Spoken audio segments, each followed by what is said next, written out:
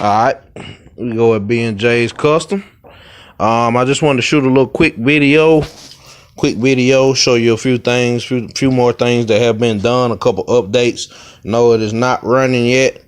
I have not received my injector adapters in the mail yet. They should be here probably end of this week.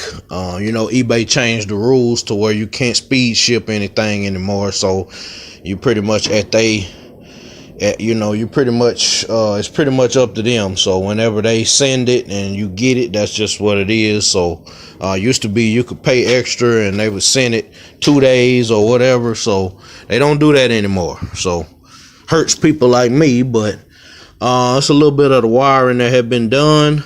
All of the wiring is finished. I have not put the loom on it yet because I don't want to put the loom on it until I get it running.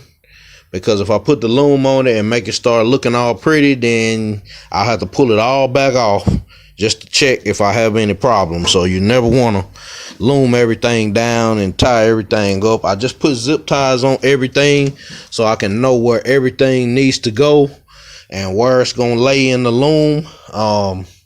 So pretty much I got all that wiring done. Again, this is for the gauges, so I'm going to undo this and I'm going to put this in some loom too. So if you ever want to do electric gauges, digital gauges, then he'll have this right here. Let's see what else is new. What else is new is I have this radiator hose on here. I got this radiator hose from Advance. This is a Daco. I think it's a Daco. Let's see, a Daco 71317. I just happen to go in the back of Advance. They know me there. They know me at AutoZone, so they let me go in the back and just look for what I want. Because I never have a car when I go in there. It's just always I'm looking for a certain thing. I do have a belt on here, but this is not the belt that's gonna be on here because I got it so small that it's actually missing this idler pulley right here. So I'm gonna have to go up a couple sizes so I can I can run it like this. There is tension on it.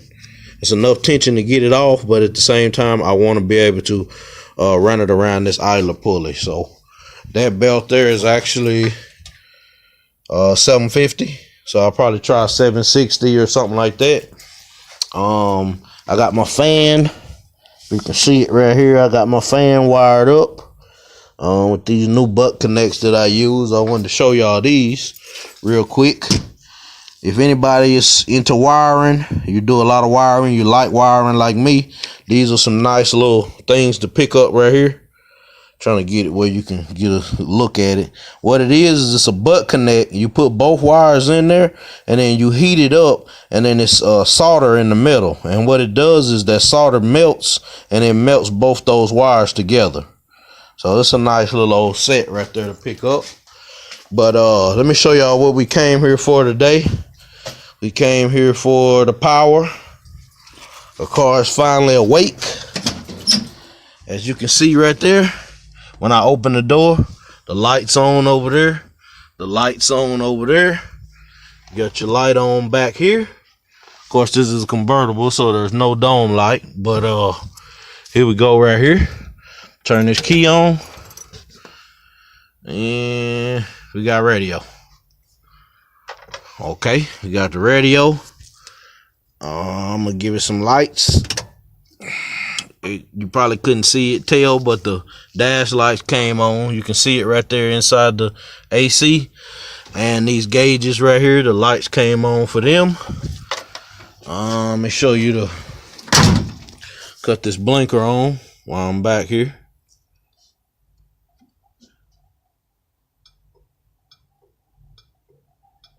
Okay.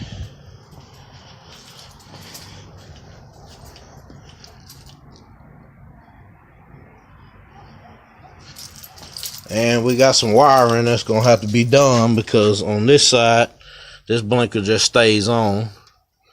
It doesn't cut off. It doesn't flash. Then okay, like when you have the blinkers on, the tail lights don't want to come on. So we got some wiring we're gonna have to work out. Now that I got the blinkers off, now you got both tail lights that are on. So I'm gonna have to do a little wiring with that, figure out what's going on there. Let me see if I can cut that blinker on over there. See, this tail light goes out. So we got some wiring issues with the lights.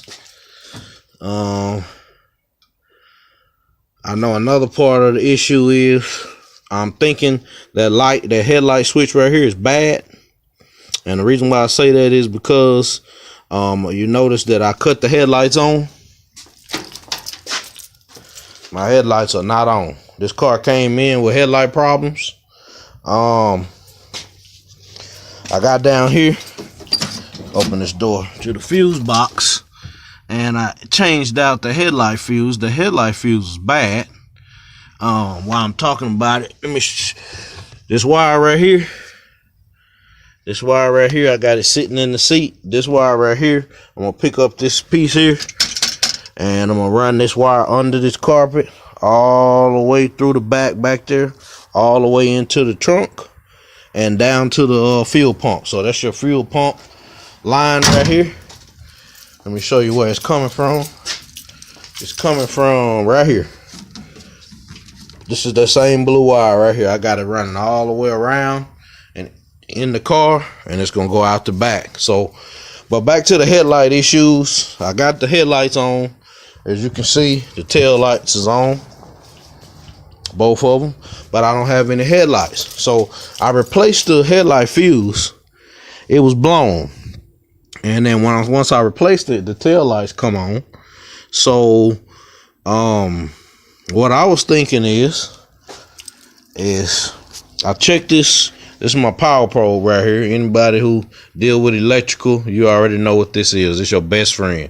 This right here, you plug it up to the battery right here, and then you can press down on it, and you can get a negative, and you can press up on it, and you can get 12, 11 volts, pretty much whatever the battery's got, and you can test anything. So I'm gonna show you pretty much what I use it for. I'm gonna show you here. This is a wire that's coming out of the car. This is for the headlights. So I got my fuse is good on the inside. And okay, now watch this. Look, you see the toolbox? Now when I put, wrong one. Let me see. Okay, now you see the lights come on. When I put power on it, the lights cut on this side and that side over there. So what that tells me is, see, every time I put power on it, the lights cut on. So what that tells me is that means that somewhere up under this hood, up under this dash, I got some bad wiring, or this headlight switch right here is gone bad, and that would cause that problem. So probably gonna have to get that changed out. I guess that's pretty much it.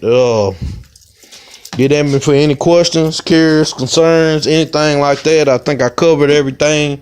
The only things left, like I said, is put the headers on, get the exhaust done, put them injector adapters on as soon as they get here, and clean up this wiring with the loom that I got right here from AutoZone. And as soon as we do that, this car is gonna be good to go, and we're gonna be on to the next one. Oh yeah, and I need to get a throttle cable from Summit. So that's pretty much, like I said, that's pretty much it with this car right here.